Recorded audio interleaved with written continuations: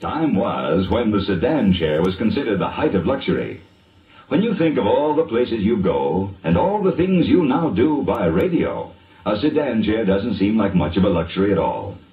Tuned to a radio network like the CBS radio network, you can, in a matter of moments, travel to foreign capitals to learn what's happening to individuals or whole nations at a time.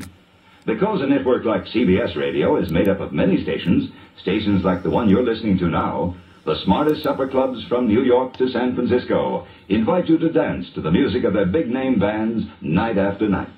Because CBS Radio's vast network facilities extend in every direction, you can laugh with the funniest comedians in Hollywood or on Broadway. Then move on to a serious discussion of space-age problems, and all in the course of an evening. By all means, use that sedan chair if you have one. But if you want to go places fast, take CBS Radio along.